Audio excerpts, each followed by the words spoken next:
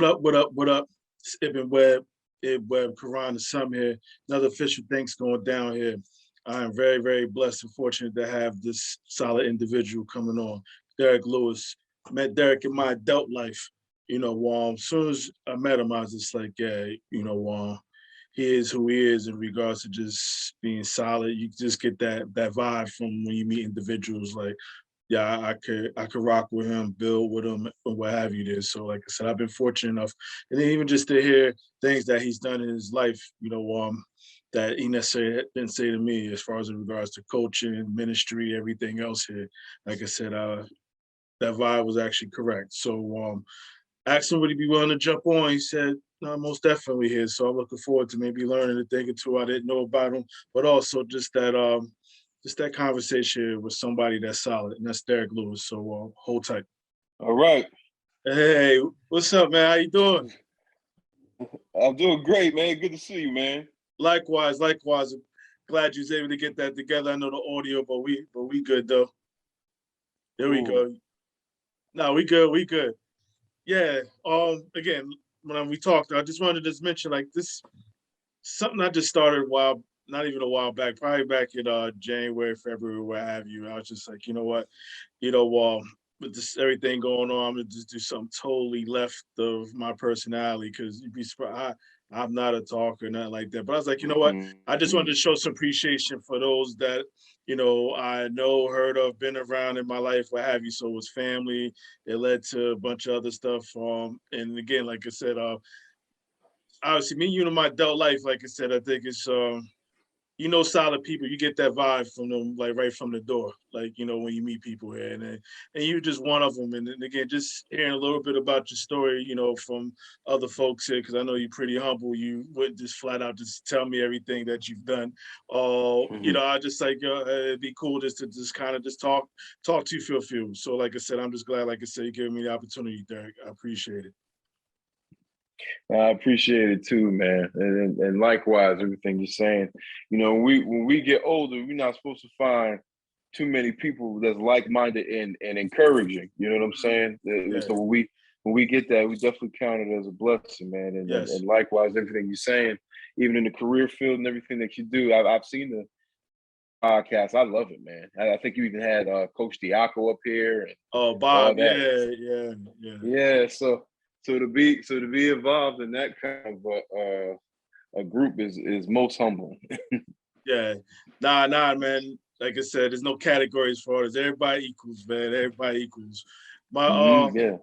my question to you, as far as it just Connecticut, homegrown, everything, just even um just from the start of life, you pretty much been from Connecticut. Yeah, I'm a Connecticut guy through and through. I grew up in West Haven. Grew up in West Haven, all my family, New Haven, West Haven area. So I grew up here.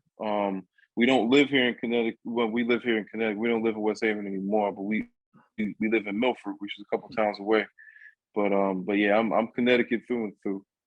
Yeah. How was your childhood? Normal, as anybody would define as normal, man? How was it? Activities, Oh sports, man, everything? look, man. Childhood was an amazing Okay. childhood. I was born. I'm the oldest of four. My parents were very young. Hmm. My parents, were had me at 18.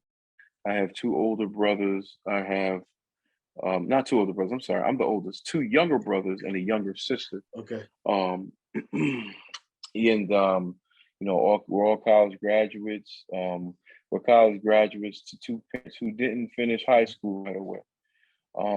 But grew up in a loving household. My father has had the same job for 36, 37 years. My mom is retired now. And it was just awesome growing up in West Haven, New Haven area, especially in the 80s and the 90s, man. You know what I'm saying? Lots of friendships that I still have to this day. Hmm. And even sports wise, it was funny. I was talking to a couple friends, and we're not quite fond of Notre Dame football, ND football, ND University, because Hmm. we remember the day when Sports Illustrated had that cover story, the Catholics versus the convicts, against like Miami. Yeah. Miami and Yeah. And that did something to us, even as like 9, 10, 11-year-old kids. It's like, yo, who they think, they just think we just thugs or something like that. So we, like we kind of felt a kind of certain way about that, man. So, sports was always a big influence where we grew up and stuff like that. Everybody was involved. And, of course you had your regular run of the mill stuff. Of course you hear a gunshot here or there or whatever. But as a community of kids, I remember my mom had the candy store, you know what I'm saying, in the Oh yeah. apartments. You know what I'm saying? I remember my mom and dad coming outside playing kickball, basketball with kids, and it's something that a lot of people didn't forget. So, I'm blessed to have a good upbringing, man. Nah, that's solid. And then even you sound like when you was talking sports and all that got sprinkled in there. Like, what was your first attraction to it? Just to compete, or just to hang out with your friends and be out? I mean, what was the lore? I mean, basketball was king, man. I mean, Okay. I was indebted to basketball, like playing Mm-hmm. basketball. I ended up being a good player. But we, of course, we stayed outside, man. We did Mm-hmm. anything imaginable. I remember fourth grade, a lot of my partners, we still talk about this. I got straight A's, and the one thing I wanted was a basketball court. Mm-hmm. So I remember my father and his boys putting up a basketball court. It took them like all day long, because there wasn't no handyman, but they got the Mm-hmm. basketball court up. Yeah. And man, summer '92, something else. So but it forged a lot of great friendships and relationships with other people that Mm-hmm. have stayed true to the test of time, man. Nah, definitely had. Would you as far as leagues or sports leagues as a kid, would you start playing in basketball competitively in like leagues, or football, or was it something Yeah. else? Now football, we too heavy. I was too big for football, man. That's right. They You had had to be the like 100 you had the pounds to play weight thing. football. Okay. And the weight thing, which made no sense back then. Thank God they changed that now. But the bitty basketball league, developmental basketball, Mm-hmm. the police leagues and stuff like that. Regular run of the mill stuff that fiery competition came Yeah. into. You know what I'm saying? So but yeah, I always stayed pretty consistent with that. And it was no doubt West Haven High. That's where you was going. It wasn't any other. Yeah, the funny story is I was supposed to go to Notre Dame. Oddly enough, that's where my son goes. Notre Mm-hmm. Dame or West Haven. I cried like a baby to my mother, eighth grade. That was my eighth grade year because they wanted me to come. And my mother, you going to Notre Dame? They paying for it. I don't want to go to Notre Dame. I don't want to. So I ended Mm-hmm. up at West Haven High School, man. But the funny part is, I did not want to play football.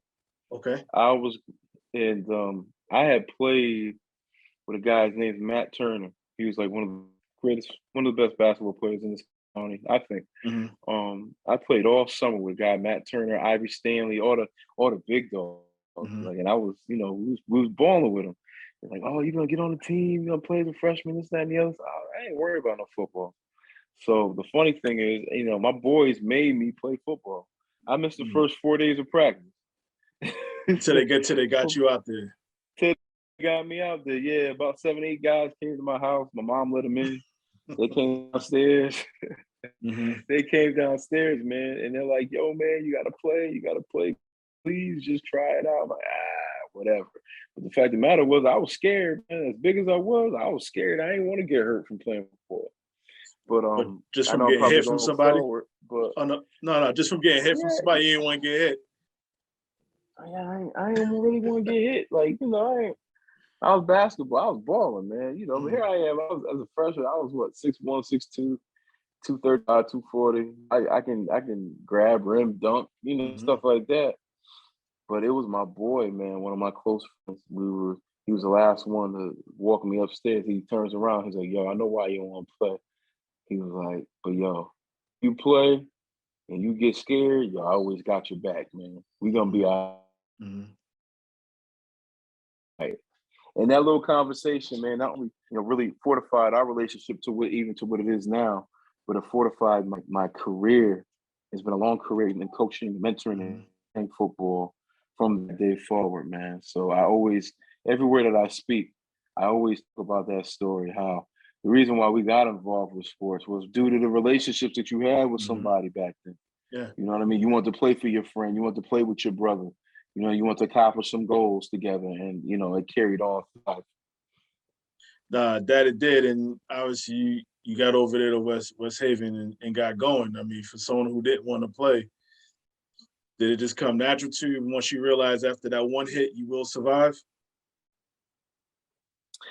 Yeah, it was funny for our freshman year. I actually ended up tearing a ligament in my ankle, and I missed the first 4 games of the year. Hmm. So my theory was right. I did get hurt. Okay. But Yeah. at that time, I already, was sold on it and all those sort of things. And my first game I played defensive tackle, and I had like 4 sacks in the first half. So I was balling, Mm-hmm. and it ended up being great for me. I had a great career there at West Haven. I was fortunate enough to be a national recruit as a defensive lineman and Mm-hmm. offensive lineman. I think I was a 3 or 4 star. I can't remember. 3 or 4 star recruit. Many scholarship offers. I was All-Stater twice, Yeah. All-American. All that kind of stuff, man. So I ended up having a good career. Now, even with that being said, those choices you elected to stay home. And was it just because you just wanted to be home, or Well, what was the the reason? backstory, the backstory was my going into my senior year. I was gonna commit to Penn State. Okay. But my grandmother, unfortunately, she had a bout with cancer, landed her in the hospital. She ended up being brain dead and in the hospital for 10 months before she passed. I had to give them an answer quite quickly, or the offer was going to be off the table. So I, I, I was discouraged and let the offer go off the table, and just thought, Mm-hmm. after my grandmother's passing, very close family and everything. So um, thought about just staying a little closer. At that time, UConn was just moving to one A ball, Okay. and a lot of guys from the area were going, including a good friend of mine, Dan Orlovsky. We were friends in high school, Mm-hmm. and I'll never forget, we was on AOL, America Online chat. I know Yeah. after I was diddly around on Black Planet. Yeah. Black Planet. Yeah. Yeah, AOL so chats. my kids laugh when I tell the story. AOL chat, hold up Mhm. the phone line. Yeah. So he hit me up. He's like, "Yo, man, you need to come." I'm like, "Man, whatever, man. Yeah, Hmm. all right, I'll come." So I was a part of that first ever Division I recruiting class at the University of Connecticut, and that was my choice Hmm. And then at you the get time. at the time, then you get there. I mean, just even being at stores, was it just a different world for you? Like just the whole transition. How was that adjustment? At least whether it's athletically or just even as a person, how was that for you? The transition to really being a Division I athlete Okay. um, at times could be traumatic because you have to be on a rigorous schedule, and it's mentally challenging, and it is physically challenging, probably more mental than physical. And for me, it was definitely more mental because I was dealing with the anguish of losing my grandmother Yeah. the way that I did, and I slipped into a depression, and I didn't get the help that I needed. Nor was I able to verbalize the help that I needed. Because of that, grade slipped. I started getting into things, such as drugs and alcohol, and Hmm. had horrible grades, and never really got unseated right away. Had a couple of injuries. The end of my redshirt freshman year, I had a great redshirt freshman year, Hmm. uh, to the point where offensive coordinator, and he's like, we were playing BC that next year. He's like, Hmm. I don't know where, but you're going to be a starter next year. You had an amazing year, and when I came back from the winter break, I broke my foot and just slipped into a deep depression and all those sort of things. Never really got unseated at UConn. Hmm. However, God had a plan. By that time, I met my wife in school. We got pregnant with our first child, Hmm. and the end of my UConn career was the spring of 03. Summer came around and we decided to part ways. And I made 2 phone calls, Karan. I made 2 phone calls, and I made one phone call in particular. Um, I called University of New Haven. I called Southern Connecticut State, Okay. and I said, "Well, the first one to answer, that's where we going." Mm-hmm. Southern was smart. Yeah, yeah. Coach Rich Kavanaugh called us back about 10 minutes later and remembered who I was. Oh, this is Derrick. He said, "Oh, I know who you are."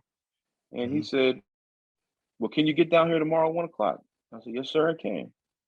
And Karan, that was a man that changed my life. And he's my Mm-hmm. guardian angel. I tell him that as much as I can. I tell you this,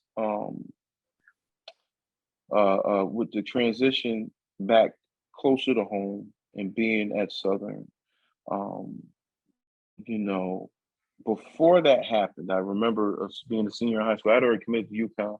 I Mm-hmm. went into a meeting with an assistant coach from Southern Connecticut, and they were recruiting a couple of my teammates at the time in high school. And the guy said, "Hey, Derrick, I know you're going to UConn and all that. I wish you well, but," he says, "but," his name was Jack Serpa. He said, Skiba, Jack Skiba. And he said, "If you ever get into anything, man, if something just don't work out, just know you always got home with us." Mm-hmm. I never I forgot that. forgot that. Yeah. I never forgot that. And that was etched in the back of my mind. Here we go 2.5 years later. So we meet with Coach Kavanaugh, and we have a better relationship now. But me and Coach had to, we didn't see eye to eye as a kid. He was Mm-hmm. trying to build the program, and I was dealing with what I was dealing with. But I had a meeting with Coach Kavanaugh, and the thing that sold me when I met with him, my wife was, she was my girlfriend at the time. She was soon to become my wife. Was about 8 months pregnant, 8.5 months pregnant with our daughter Mm-hmm. Bria. And if you ever been to Southern Connecticut, there's like a big stairway and James Field House. I'm gonna let you a It's little like secret. 100 steps. I'm a Southern alum, so I know exactly So what you you. know, Yeah, I so know. you know what I'm talking about. Yeah. You know what I'm talking about. So Mm-hmm. it's hot in summer. You can't breathe. Mm-hmm. Yeah. So Coach Kavanaugh walks down. He grabs my wife by her hand, walks her up the steps, guides her into the office, and doesn't let go of her hand until we get to his office. Mm-hmm. And by that time, I had already made my decision that I was going to hopefully become an owl. Coach didn't even allow me to explain the situation that happened at UConn. Mm-hmm. He stopped me in the middle of my sentence and said, "I don't care. You've always been one of us. This is what we, and let's get to work." And that's exactly what we Yeah. did. Nah, it's interesting that to your point, the one assistant coach saying that to you, and you ultimately end up there because somehow mystically or whatever case, you always had a home there, and obviously, in reality, became your home.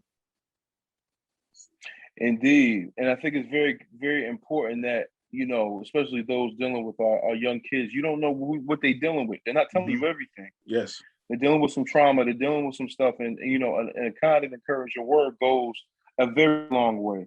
Yes. And I think it's very important that we look for moments, those of us who are, leaders in our community, especially, to look for the moment for that encouraging word, because the encouraging word transforms. And at Mm-hmm. that time where I needed a transformation, I remember that encouraging word, and it spurred me into having a phenomenal career at SC. Yeah. So Then even with that career, again, obviously accolades, team doing well or what have you. I mean, did you start having pro aspirations? I mean, thinking about it. I did. I Okay. did. At the end of my career, we went on a great stretch. I think we lost in my 3 years playing. I think we may have lost like 6 games total. Okay. Um, we ended up making the national playoffs for the first time in school history. Mm-hmm. We ended up being like the number 2 offense in the country by my senior year. I was a Yeah. captain in '05. I was an All American. I was a preseason All American, postseason All American with a guy who's retired now, Jari Evans, who played Mm-hmm. at Bloomsburg University, played for Drew Brees. He played guard at guard 12 years for the New Orleans Saints. Mm-hmm. And I was All American with him. He was a tackle. I was a guard. Okay. And I had a good career, and I had a couple tryouts, went well, had a couple invites, um, went very well, but didn't pan out for me the way that I wanted it to. And in the midst of it, me finding faith, and me making the decision to get started in my career, or to follow, or to just do the runaround. Like, you're either going to finish your degree, or you're going to chase something that you may not get. I had a contract offer for the CFL, but I turned it down, Okay. and chose to just get into my field back in '06, and turned my back on playing, got right into coaching. So Yeah. And one thing that I learned about you, I mean, correct me if I'm wrong, but during those years at Southern, as far as one being married, soon to be married, obviously with the child, like you did what you had to do, from practice to working crazy shifts to trying to chip in, with the wife here. Man, how did you do all of that? can I be honest with you? If I ever find out how I did it, I'll let you know. Okay. It's almost 20 years ago, and I still don't. But I know it's the grace of God, man. God showed His favor on me and my family, and gave us strength in those days, especially as a young man. But I did know this one thing, Karan. I loved my family. I loved my wife. Mm-hmm. I loved my children. I loved the fact of being a father. And it was my dad and my mom and encouraging. You know what I'm saying? Because my dad went through it. He did it, and Mm-hmm. he didn't make me feel like a jerk or anything like that. The questions that I had, he helped me. But the one thing, like my pops, he's like, "Yo, man, you gotta do this yourself." And the one thing Mm-hmm. he said, "Yo, man, you ain't burning up your hands and knees like I'm doing. You got a Yeah. degree. Mm-hmm. You know what I'm saying? You better work Mm-hmm. it and make it happen." So that's what we did. What I did, man. I used to work at a group home for the mentally challenged Okay. adults overnight. So I would work Sunday through Wednesday, Mm-hmm. hit class up, come home. So at some point before practice, go to practice, come back home, take a little nap, play with the kids, and then go back to that was my regimen Sunday through Wednesday. But my wife held it down, man. She was a young lady. She held it down, and when I couldn't work, she worked at the bank.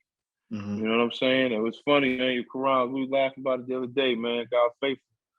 I said, Daria, every week you bring home $214.93. Mm. You know what I mean? So, Mm-hmm. so people ask, oh, your husband spoiled you. You doggone right was spoiled him, because Mm-hmm. That's she right. did it for us when we were young, when I couldn't do it. And of course, we did, the bouncing gigs on the weekends. Whatever I could do to get some money the right way, I Mm-hmm. did it. And I felt compelled to do it, not only because of my family, because I felt that I owed Coach Kavanaugh something. I felt that I owed the coaches something. Coach Godak, Coach Dodge, Ronnie LaCointe, Dan Parody, those guys, you know what I'm saying, who believed in me to be a leader in the program, to give me a second chance, but not only that, to show the younger guys coming in Mm-hmm. that without a doubt, this is our way. This is the way we do it over here. Mm-hmm. We don't have any, we don't have any excuses. We just do what we got to do. You know what I mean? So it really wasn't just me, man. There was a lot of encouragement, Okay. at least a lot from my teammates. A lot from my teammates, man. There'd be days where I would be crying, man. My teammates be crying with me. Yeah. You know what I mean? Like, yo, man, I'm so tired. I remember one time I just cried, man. And my boys, you know what I mean? It was funny. My man Walt Gibbs, he was like, yo, you got me up here crying. So let me go get your behind a sandwich, so you can stop crying. Like, you know what I mean? So stuff like that, I Yeah. always remember, man. And like I said, those lifelong brotherhood, those relationships, which really, Mm-hmm. really make you want to do something for somebody, man. So yeah. Nah, definitely those connections, and it's funny with the food. Food is always a source of comfort, huh? Especially for our people, right? Yeah, yeah, yeah. Now, you said you jumped into coaching, so obviously you wanted to stay in the game somehow if he wasn't actually playing. So coaching is usually a lot of people's next step. Did you even think about ever being a coach, or it's just one of those things, I'm just going to coach now? No. Well, you know Mm-hmm. what? I never thought about that, really getting into it. I used to see one thing about me, Karan, and I know you share kind of the same sentiments. I believe as a student athlete, like if you're gonna be a student athlete, you have a responsibility and a duty to give back to the community. So I Mm-hmm. learned that. I learned that as a young kid. So like when I was a senior in high school, I was volunteer coaching basketball. Like I would do Okay. summer league basketball, or I'll do like middle school basketball, whatever. So I always believed in doing that as a means of getting back. But really, to getting into the nuts and bolts of coaching, I never thought about it until after I started playing, and I saw the need for it. Like I felt that the younger guys, like myself, that played at a high level, attained a lot of knowledge in the right way to play the game, Mm-hmm. and it was a natural transition for me. So, I started out, I just stumbled upon a coaching job at Harding High School when I was done, because I was working for another group home Okay. with DCF youth. Remember, we Okay. used to have the congregate care. So I used to work for a group home there, and one of the kids wanted to play football at Harding High School. So I took him down, trying to meet the coach or whatever. Mm-hmm. I didn't know anybody there or anybody played there, but one of the assistant coaches was like, "Hey, I know you." I'm like, "Who are you?" He was like, "Yo, my name's Tony, man. Actually, I played at Stratford High, whatever." He's like, "We scrimmaged against each other, like back in like '98." I'm like, "Oh, okay." And he's like, "Yo, you want to work here?" Like, I'm like, "Yo, you ain't the head coach." He's Yeah. like, he's straight. He'll like you. You know what I mean? So I thought about it all shift long. I worked the second shift. I told my wife. The next day, I called him. I showed up, and the coach was there. He was like, "Oh man, we know about you. Yeah, you want to work? Like, yeah, I'll help." Mm-hmm. So Mm-hmm. there it was. I got into coaching, and Yes. Wow. stayed at Harding. I'm sorry. Okay. Go ahead. Yeah, you go No, ahead. no, no. Yeah, I'm just yeah. listening to how all this went down. Yeah, man. It was great, yo. It was great. Coaching in the hood was something that's Mm-hmm. been dear in my heart, man. I Mm-hmm. still talk to a lot of guys. Me being a young coach, one of the first guys I met, the kid had 4 kids. He was a junior in high school, and Yeah. they was messing with him. And they're like, "Yeah, well, so and so, he got 4 kids." And I saw him put his head down, and I Mm-hmm. said, "Yo, you really got 4 kids?" He was like, "Yeah." I said, "Man, hold your head up, man. I had kids Right. too, Mm-hmm. and I'm young." You know what I'm saying? So I felt that the work that we put in on those levels was being received. It's just a lot of those kids didn't have the baseline things that you need to be successful in the program. So I went to Harding for a couple of years. I coached there. Then I went back to my alma mater for a couple of years, coached there. Mm-hmm. Um, had a stop at McMahon and Norwalk. I was assistant with AJ Albano, who was a former coach. And I got my first head coaching opportunity at Bassick High School in 2011. Stayed a few years, did some great things there in Bridgeport as a head coach in the Yeah. FCI conference. Mm-hmm. Did really well. Graduated. My first the end of my first year, we ended off with 33 total players. By my last year, we graduated 25 seniors, Mm-hmm. let alone and had Yeah. a total of 70 something players.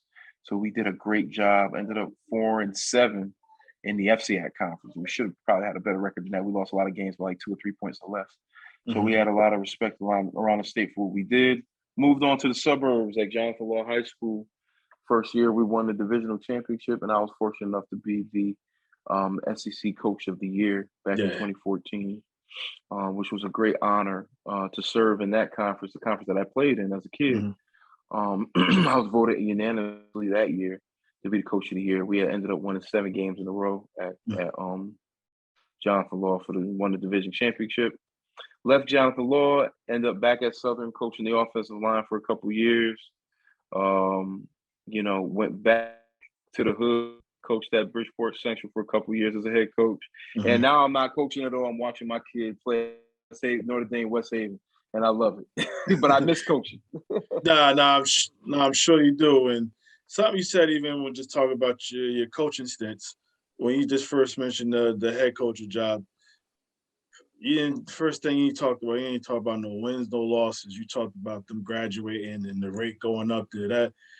That says it all about you, man. Again, obviously you want to win because you coaching to win, but also you building these kids, these student athletes as well too, as men too. So just for you to even just that'd be the first thing as far as coach instead of, hey, we won, we did this here. I mean, that says it all about you, You, man. I don't mean to you, interrupt you, but I wanted no, to no, say that. no. No, I appreciate it, man. And it's because that's the way I thought about it. We wasn't winning no state championship. Mm-hmm. You know, well, that's fine. You ain't got to win no state championship. You know, they learn the game, and you know what I used to talk about, man. I used to say, yo, you know, I want y'all to do. I want y'all to be policemen, firemen. I want you to get licensed or something. I want Mm-hmm. you to make money. By the time you're 25, you got to own property. You know, I Mm-hmm. want you to have an 800 credit score by the time you're 25. Mm-hmm. You know what I'm saying? I want you to go in the army. I want you to do whatever it is that's going to make you successful and put some money in your pocket and to save money and to pass it on to the. And I tell you, a majority of my guys, Quran, over the years, I have guys who are lawyers now. Okay. I have guys who are physicians. I have guys who are policemen, firemen. I have guys in finance and business Mm-hmm. administration. I got guys that are in the military, and I got guys that work the poll for UI. So, and you know what? They all come back and tell me I own this. And I always tell them, I don't want to hear about you owning no car. That don't count. You Right. know, can you possess the land? You know what I'm Mm-hmm. saying? Can you possess the land? Can you own the land? Can the land deed be in your name?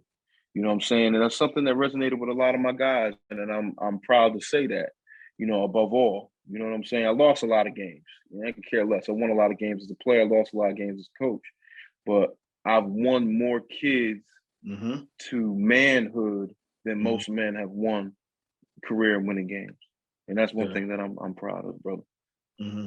Yeah. Yeah. Nah, definitely. And even on top of that, to parallel sports with life here, just in general, like what has it given you that stuck with you, that sticks with you even to this day, even though you're not coaching, you're not playing, but what are some of the things sports has taught you that sticks with you?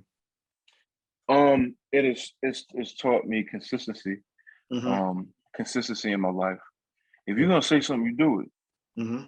If you can't do it, you say something. You understand what I'm trying to Yeah. say? You know Yes. what I mean? Yes. Being open, being consistent with our behaviors, consistent with our philosophy on how we go about doing things, and we don't change up in the middle of it because it's getting hard. But we power up when it get hard. Like you know what I Mm-hmm. mean? We find those who are close to us, and we become fitly joined together. Another thing that is really resonated in me through sports is brotherhood. I Yes. didn't play football because I liked the game. I played football because Juan Dancy, one of my best friends, told Mm-hmm. me as a freshman that if I got hurt, he would go ahead and get hurt with me. You know what I'm saying? Yeah, Like that's real. it was about brotherhood. It was about friendship. It was about love to the point where yo, let's just keep living our lives, and one day our kids will be playing. We'll be going to our kids' games, and that's what we're doing now. You know what Mm-hmm. I mean? So, and that's one thing that I teach, like my son, is the brotherhood aspect. Like, listen, you're gonna go to funerals. You're gonna be at the hospital when kids are born. You're gonna be in weddings. You're gonna live life together. You're like with that, and it's all gonna be because of the sport. You know what I'm saying? And it's carried me in all different the Yeah. things that I've learned about being a man and manhood and living this life has helped me become, you know, a better man, a better husband, a better pastor, a Mm-hmm. better social worker, a better businessman, and everything. I owe everything to our involvement, my involvement in the sport, especially. Yeah, and even that's well said. And even with that said too, I know you do a couple other things since you're not coaching. Are you still doing some of that player development stuff and consulting? Are you still, or are you just saying, you know Yes. what, it's football season, my little man's playing, I'll get to that after the season. Yeah, you know what? It's hard, man. You wouldn't believe. I'm probably more active. My wife is like, "Yo, you you say you ain't coaching, but every coach is calling you."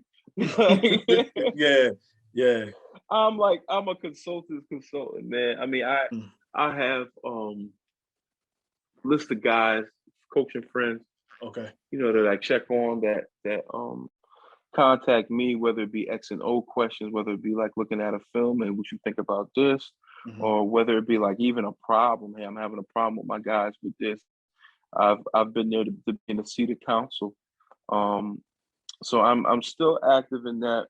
My player development stuff. Um, right now, I am. You know, we're doing some Bible study at Sacred Heart University, talking to guys, Hmm. working with their staff, with just boosting team morale and such and so. Do the same thing at Southern. So I'm still busy doing some other stuff. Some of the hardcore stuff we're kind of taking a look at. We definitely we tried like a little podcast during the pandemic on on a trial basis, and we got some Okay. great reviews. So we're looking to restart that again. Okay. Good. Good. Doing some stuff,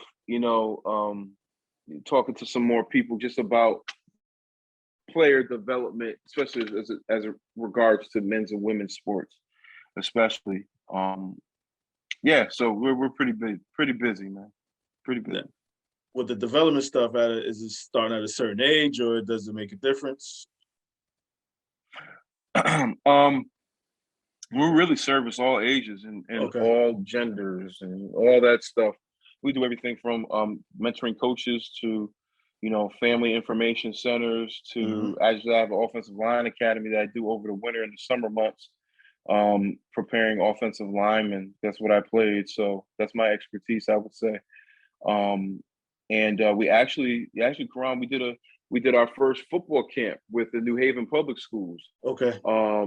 Yeah, and Harding High School was a part of it, as well as New Britain High School.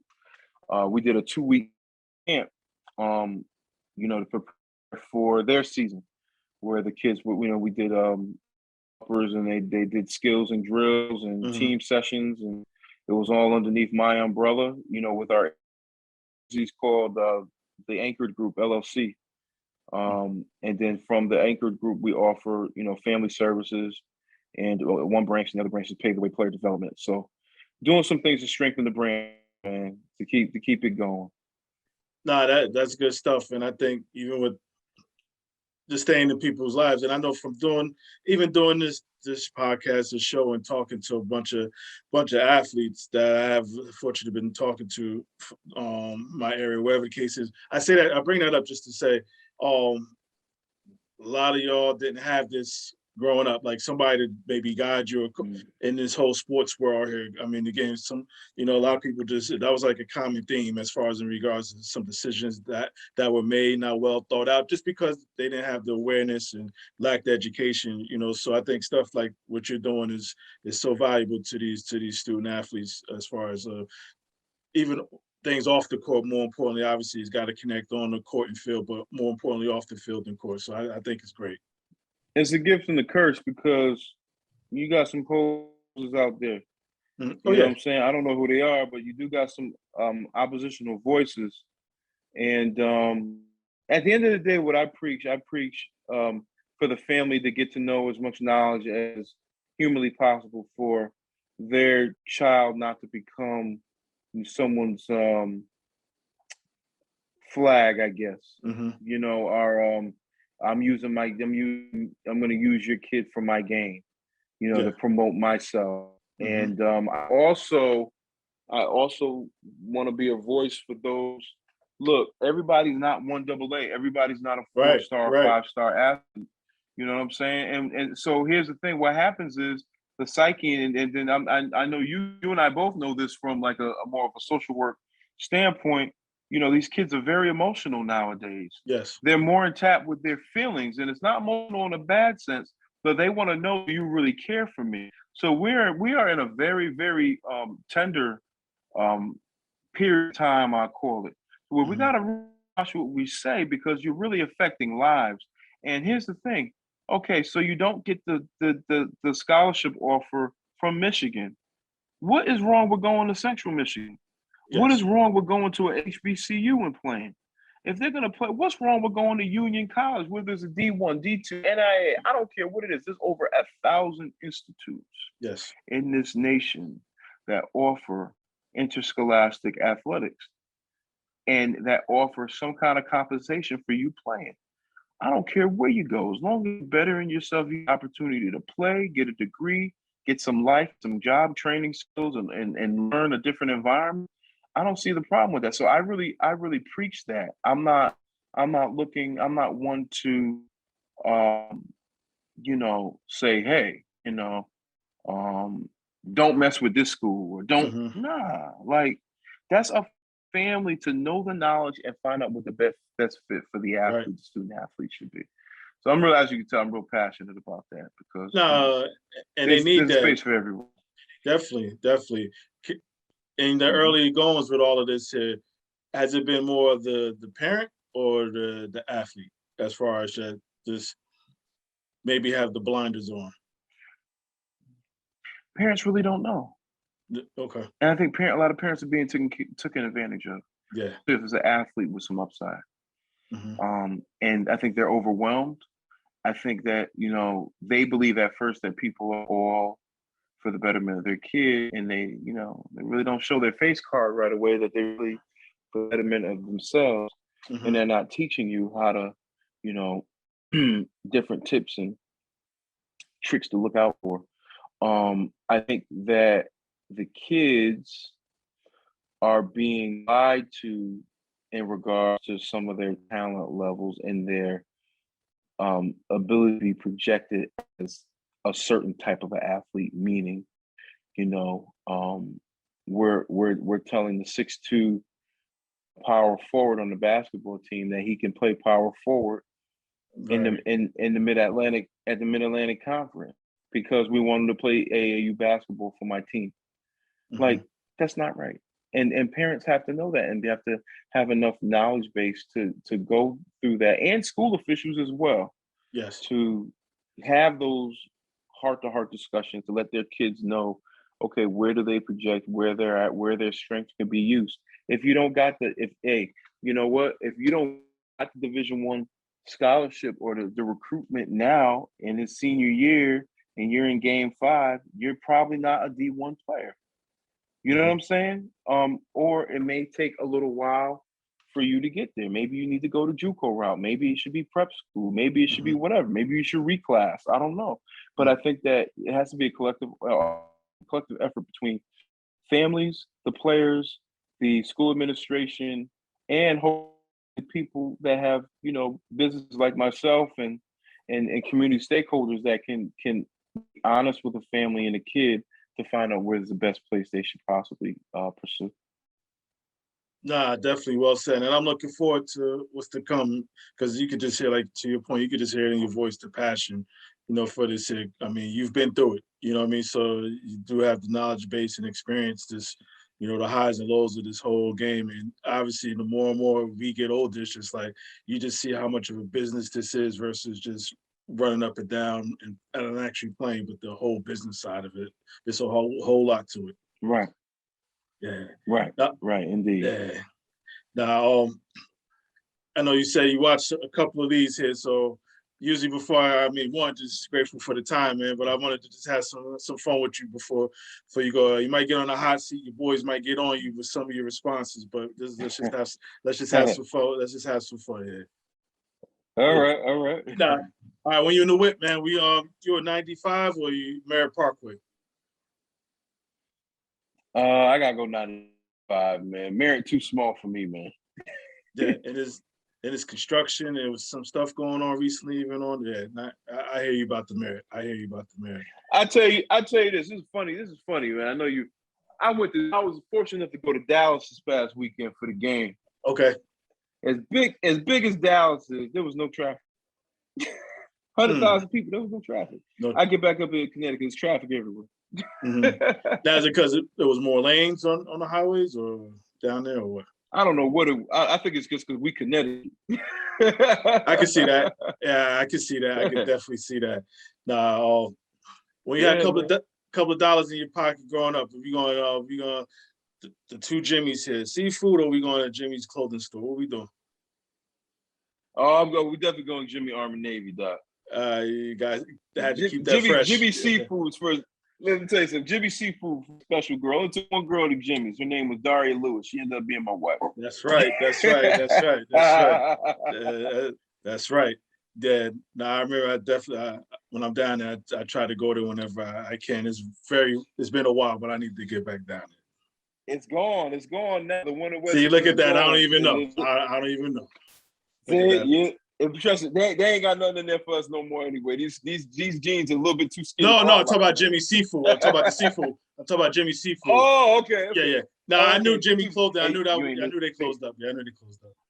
No, Jimmy Seafood is hanging in by bread, but okay. Next question. Nah. West Haven High or Southern Connecticut? As far as however you want, whatever you prefer. I'm not very West open-ended. Haven High, man. Yeah, Okay. West Haven High. It was I had a great high school experience. Nothing against Southern. I didn't have too much fun being dad Mhm. and my leisure activities, which is cool. But definitely West Haven. Definitely a lot of memories at both places. But I go with the home team on this. Okay.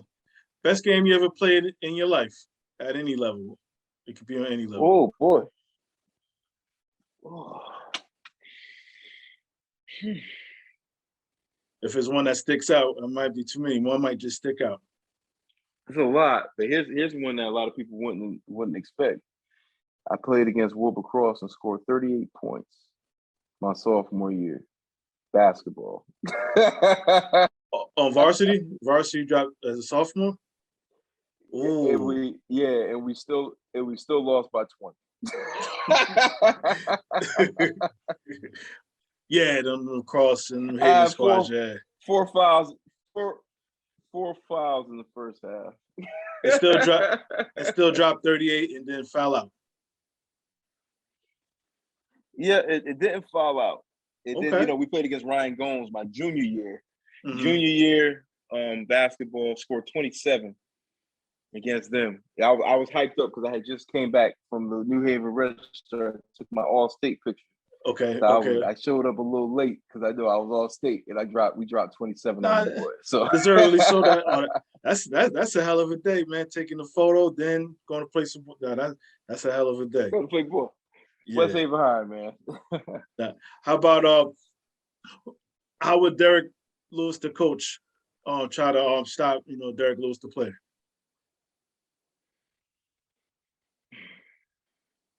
Run away from me on Okay. defense.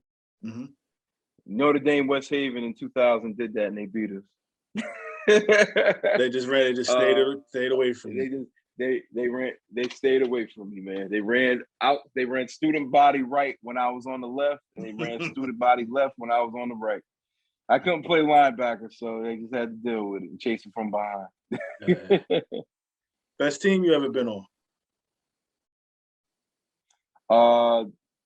Best team I ever been on, 2005, the Connecticut State Owls.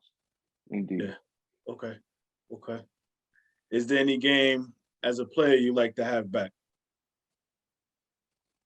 Shelton Yeah. game, 1999 and 2000. 99, we were fourth in the state. Mm-hmm. Dan Orlovsky beat us. 2000, we were one in the state. Ooh. Dan Orlovsky beat us. Yeah. Oh yeah, and we still talk about it to this day, man. I know he's big time. He's big time TV guy now. But But we those still go games back mean and forth. something. Yeah. Yeah. They met, yeah, Yeah. for sure. Rest of my life. Yeah. Now, someone who should have made it, whether it's professionally or whether at the college level, someone you growing up that fell through the cracks for whatever reason.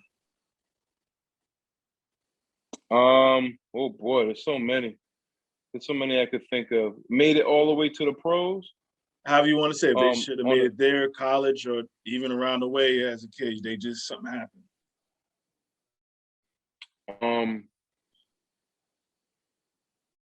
That's a good one, man. To the NBA, I thought Matt Turner. I mean, he had a couple tryouts. I really would. I think it was nowadays. He definitely with the D League, the B League, the A League, and all that stuff. But this big league, Matt Turner, who averaged about 5 in high school, he ended up playing, had a great career at Boston U. One of my close friends. I would have loved to see him on the NBA squad. Yeah. Football wise, was a guy who was my running back when I was a senior. No. My whole high school career, his name was Brian Pratt, 6'1", 220, ran a 4.5. He had all the scholarship offers that I did, and actually never ended up playing college ball. So yeah, he was special. He was a special player. Yeah. You the best to ever come out of West Haven football player? Me? No, I humbly prefer that. We have that argument all the time. Okay. Who was the best? And we can't even, amongst ourselves, we can't even say it. It's this guy. It was that. It was this guy. It's this guy. It's this guy. Generationally, I like.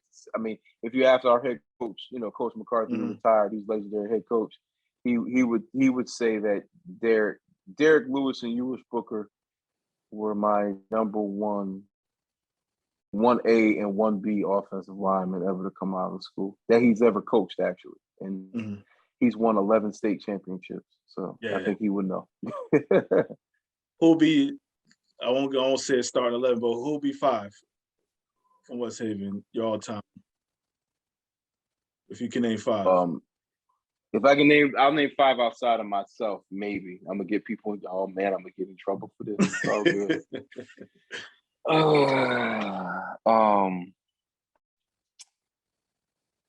The kid named Tom DeMoro, who was younger than us.